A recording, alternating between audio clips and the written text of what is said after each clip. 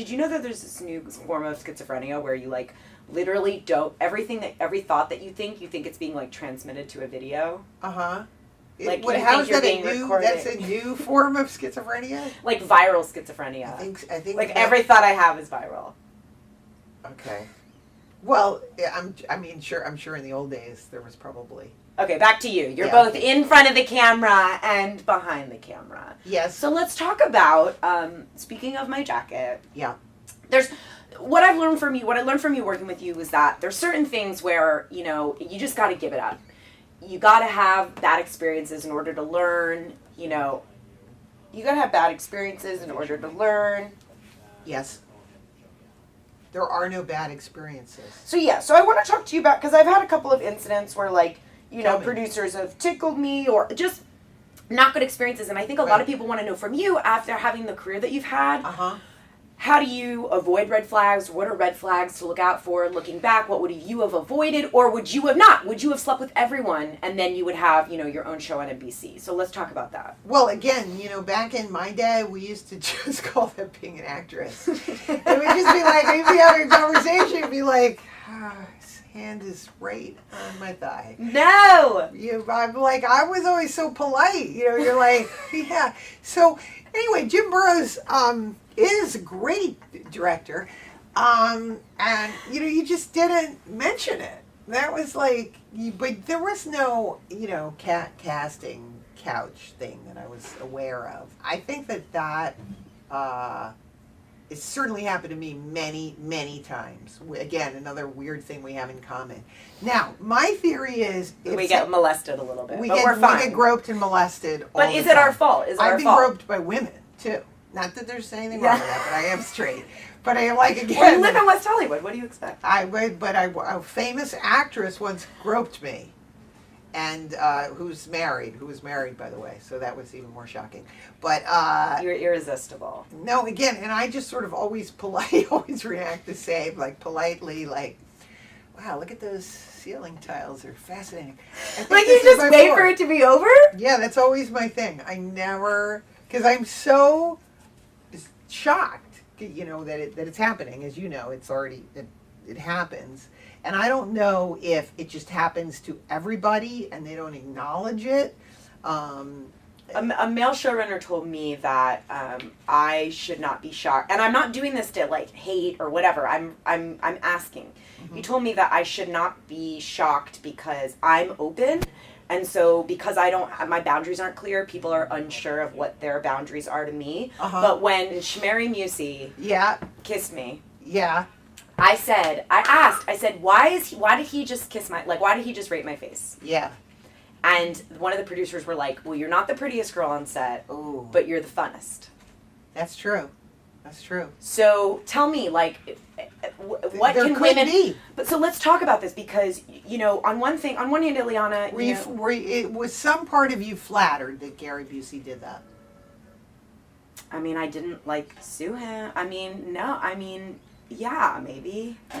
It's okay. You can admit it. But also totally grossed out and humiliated and pissed off, quite frankly. Of course. Because I wasn't even getting paid that much, you know. I was the PA. Have those chompers on you. Well, it's like, if you're going to molest me, then I shouldn't also have to, unclog the toilet on set. It's either one or the other. I worked with a very famous Lothario, and when he groped me, I was almost relieved, because if he didn't grope me, I would have felt slighted. You were like, wow, you grope every part? You are so grope-worthy, Illeana. Thank you. So it would be like that? It would be like, we love your work? You know what we are? We are I am surprised that I'm finding myself so attracted to you, and then I really broke. Like the guys are like, I'm just as shocked as you are. Yes. So this is happening. Yes. I think that's what it is. I once had a guy say to me post-grope, when I was in college, I hung out with girls like you all the time, and then you wised up. So okay, so I mean, aside from the sexual, I mean, sexual assault's a part of it, but really, it's been almost 24 hours since I was groped. So I'm always in the process of is this a grope? Getting a little molested. Yeah. So looking back, your advice to young women such as myself, right? what are some red flags that you've looked for? I mean, all groping aside. When Buddy Hackett puts his hands on your... Who's that? Buddy Hackett. No, I'm kidding. He was a comedian I worked with. He was sort of an old school comedian on action, and he would have a tendency to forget where his hands were going to be. And and again, we just joked about it. We were like, Buddy, you understand that I'm not a cocktail waitress, and this is not 1962. But we had a little bit more of a sense of humor about it. These days, I guess I'd have my lawyers call his lawyers. You'd probably get sued. Yeah, I would probably get sued. So, I mean, could be a generational thing. Maybe back in the day, Schmoozy. What was his name? Schmoozy. Yeah. Larry Schmoozy. I worked with Mr. Schmoozy on a film in which he was visited by twin strippers. I'd never seen that. First of all, I'd never had anyone been in a movie where they had a stripper visiting them. But he had twin strippers from the local strip joint. We're available, by the way. That's what we do on the weekends. Yeah, topless maid service. If this web series doesn't get sold. When you say red flags to what? Well, I mean, you're in a situation where you're getting this certain note. Should you take that deal? How do you know? Oh, should you make stuff yourself, or should you try to go work on other people's stuff? Should you, if you're getting this kind of a note, should you avoid this kind of an executive to work with, or that's just playing the game? I would say that these days it's a lot more challenging because you have so many people in the mix. And do you watch ice skating at all? Sports? Well, the analogy I'm going to make is that you can sometimes see a brilliant tennis player or a brilliant ice skater, and oftentimes they're the ones who come in second or third. But the person who skates like the perfect, doesn't make any mistakes is often the winner. The tennis player who makes no mistakes, he's not flashy, but he makes no mistakes, is usually the winner. And I find that show business is becoming that. Is like the neutral person that we can all agree on, as opposed to in my day. Kaufman. Yeah, in my day, 10 women would go in the room, and whoever killed it got the job. And nowadays, it literally you meet for someone, and it's like they don't know. They tell you on the phone like we may go. This role may go, may go black. We may be a guy, might be an Asian. You're sitting there, and it's like you go, and so there are no rules in which to have red flags. So I find that a little bit jarring, So you can only be true to yourself. You can't worry about the right choice. The right choice. I mean, I do find I am old school. I am respectful of people, and I'm respectful of the rules. And I know when people are giving notes or things like that, even if I maybe don't agree with the notes, I take them seriously. I mean, one thing, and I said this to you, I think when we were talking about your script, is that, 3 people may look at your script, and they may each have 3 different things to say, but if they all zero in on the same area, then you have a problem. And so what I try to do is not so much listen to the specific critique, like, oh, I didn't think that was funny, but if 3 people kind of comment on the same thing, you must examine why they're doing that and look at that area. And I enjoy criticism. It's very hard to take. But because people always are going to have an opinion about, I don't think that's funny, or that you just cut that, and I never listen to that. But I look at an area of am I losing people's attention? Where's your blind spot? Right. Yeah. So you've managed to do something that very few people have done. Carve a career. Carve a career in Sweden. But really, I mean, everyone's talking about how do I get because the internet is the new television, and how do I get the man to pay for me to do my thing? Right. Which you did. So you had a web series out called Easy to Assemble that Yes. was made by IKEA, shot in IKEA, sponsored in IKEA. You were poop and meatballs. Yep. So talk a little bit about that process and how it worked to do branded content, but still doing it, finding your voice within making this brand. Well, again, I was extremely lucky in that I had done a pilot for Oxygen. They passed on it. I was left with this pilot. I showed it to a director friend of mine, Brian De Palma, and I was ready to just shelve it and go back to acting. But he said to me that there was something, in it. And he said, have you thought about the internet? And this is back in like 2005. He said the internet's going to be the next sort of big thing. So we broke this series up into episodes and put it on the internet. And it got like, a lot of views. And then somebody saw it at this advertising agency. Next thing I knew, I was like talking to the people at IKEA. And at that point, it was very much like just like celebrities. At the same time, I was doing a mockumentary film with Jeff Goldblum called Pittsburgh, and again mixing like ad-libbing.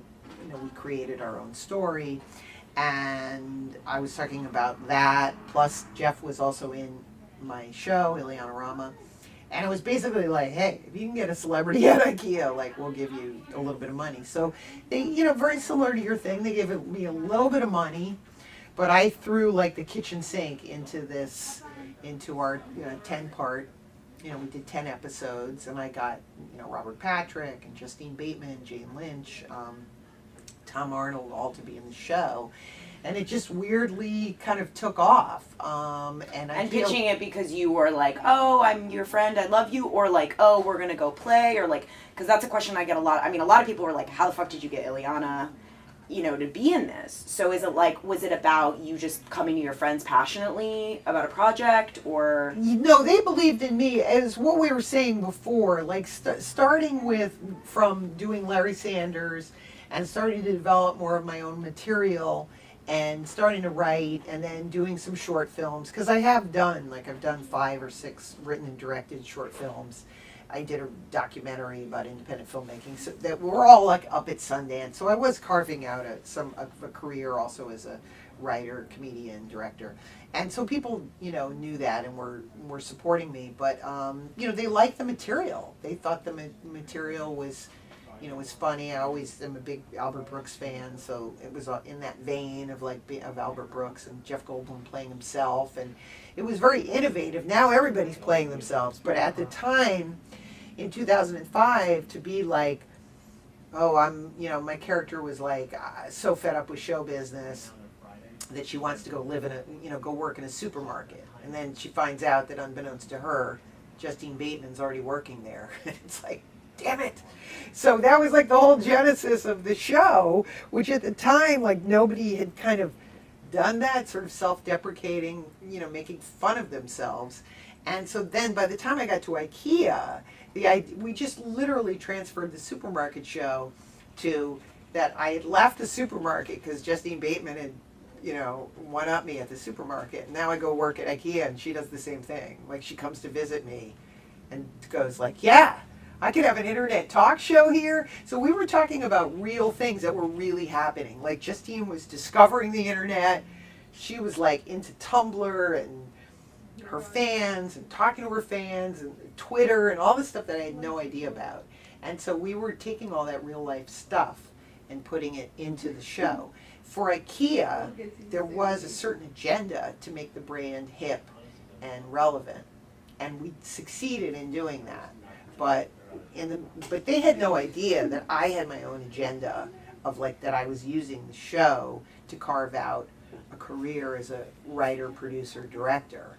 And that's what they let me do, and with the success of the show the first year, our budget got doubled, and I was able now to actually write, to move away from writing just jokes and having to write, because I'm not going to get people of quality to be on the show with just jokes. So it needed we were saying before, like that emotional core, that truth, expressing yourself. Yeah. So, incidentally, just one quick thing I wanted to say about the show. What I wanted to explore the most on the show, as a female writer, and which was people's favorite thing about the show, was the frenemy relationship between Justine Bateman and I. which nobody had explored yet. This idea that two actresses, and we'd been sort of confused with each other, and we always were going up against each other in parts. And obviously, I watched Justine on TV. I really admired her, but we had very, different careers. And the idea of us being frenemies, people love that idea. That whatever I would say, if I would be talking, she'd say, "Oh, how's your relationship with Paul?" And I'd be like, "He thinks I'm quirky." And she's like, "The world thinks you're quirky." And so people loved that idea that it was like, oh, that's how women really talk. And at the same time, this is what we were talking about before. I think for women, there are always going to be, and for ethnic groups too, there are always going to be two realities. There's going to be the public, persona reality, and then of all the girls, they sip Cosmopolitans and it's Sex in the City. Right. And there's... Which was created by gay men, but... Yeah. And then there's another segment of women, they're like, then there's us. Yeah, and you don't hear your voice, being spoken. And so again, my relationship with Justine, which I thought was I had not seen that before. Do they hate each other or do they like each other?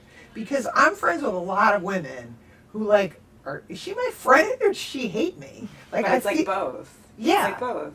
But I find that to be a compelling relationship, and why would I stay in a friendship with somebody who I think maybe hates me, And but I thought that was very interesting in exploring that, and it made it truthful, and people related to that, and it was it was also workplace comedy, and then this idea of also looking for love and everybody gathering as a family in this workplace environment, and with famous people, right? But playing. You playing you. I think that was innovative, especially during that time. Yeah, I was doing me before other people. Now, what's funny about that is that when I get asked to be me, which I get asked a lot to be me, I was on Marin, and I love that the me that people think of is hip me, where I smoke pot and I'm kind of slutty, and that's the me that they think I am, but I'm not. That's not you. I know, I'm the movie nerd, self-deprecating. Well, and something I was really curious about is when I first met you, what I was really shocked at is and I think this speaks to this whole thing, okay, you've had this long career, you're not going anywhere. Mm-hmm.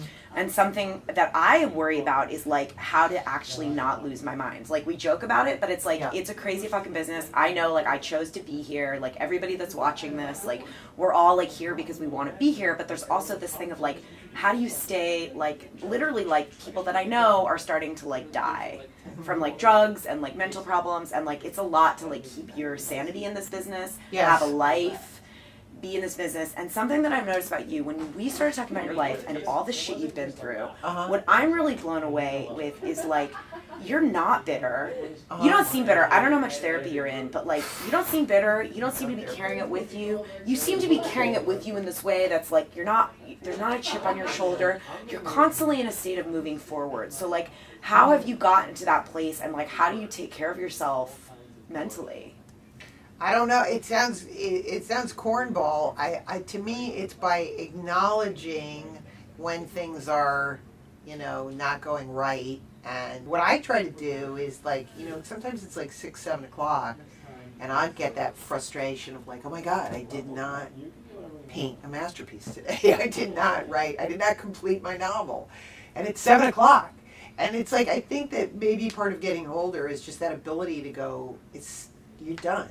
You have done God's work for today. You are done. Tomorrow will be a new day.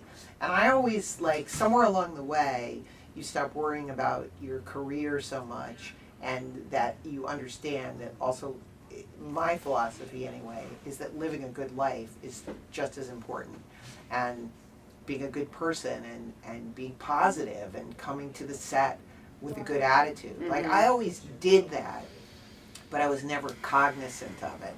And I think that as I got older, I got cognizant of the idea that when I'm on set, people tend to have a better time.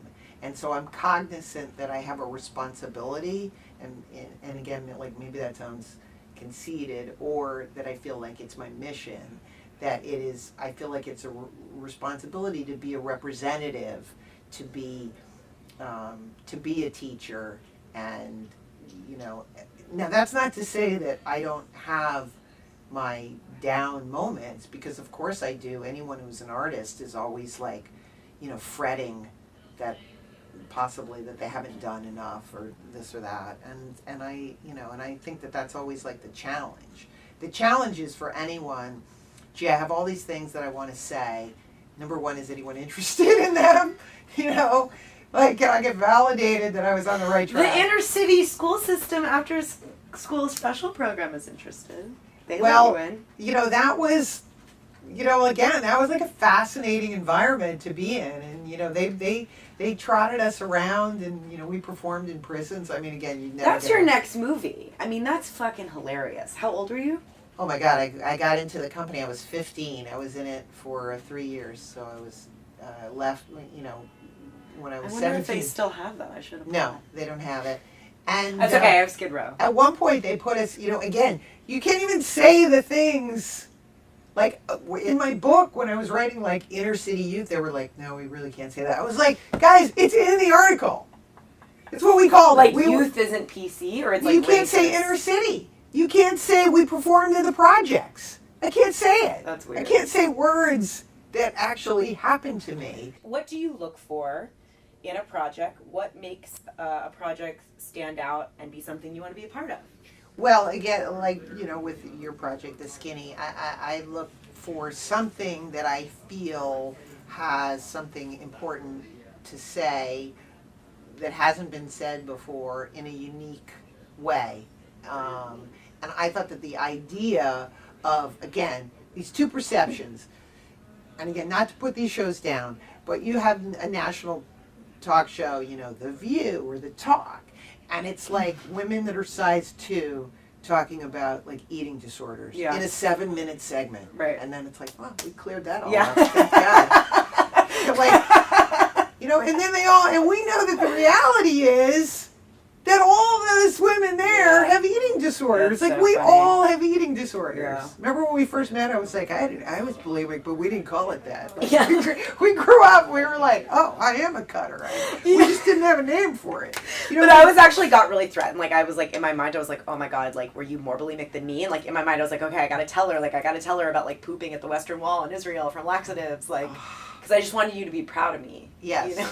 I am proud of you. I'm so proud of you. Women have a built-in eating disorder. Like, we always feel we are 5 pounds overweight. You know, when I did this movie Alive with Ethan Hawke, I was telling you know, somebody before, like, we were contractually, we had to sign a contract, you know, losing 15 pounds. I know how to lose weight. Guess what? Guys don't know how to lose weight. Wow. And so it was like this weird experiment where guys were like, look at me, I'm fat. And I was like, they're women. You're like, no, Ethan Hawke, you're fine.